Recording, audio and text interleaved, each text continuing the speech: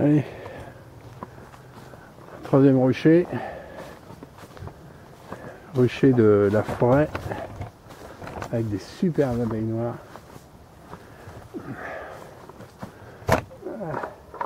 Pose mes outils.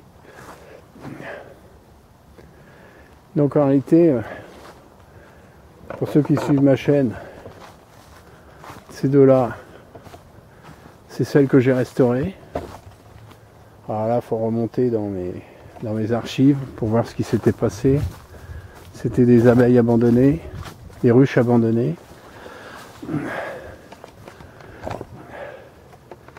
Que j'ai restaurées. On peut voir que ça travaille bien. Donc je suis venu contrôler les langes, encore une fois. Ils sont là, les blancs, là. Ici.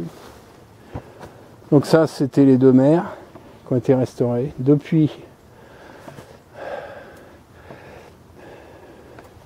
j'ai fait 2 divisions qui sont là.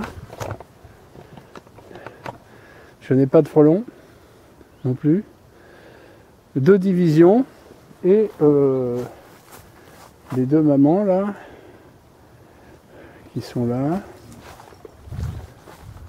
La Voirneau m'a donné un essaim sur le côté de la ruche. Alors ça c'était cadeau. Vraiment, il était posé sur l'autre côté là-bas. Et il fait très chaud.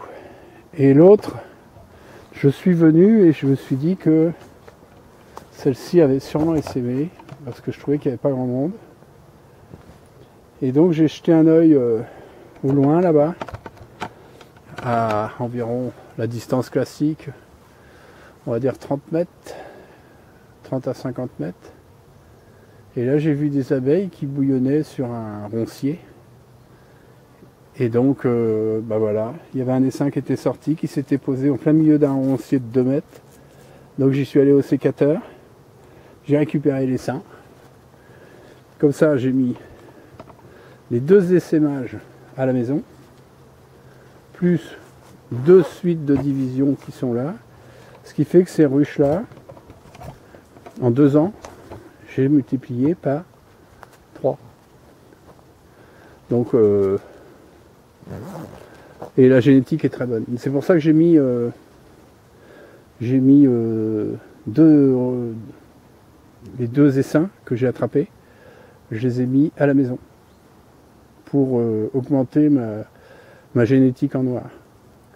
Donc là je suis en train de mettre de la noire sur tout le secteur, ça me plaît bien.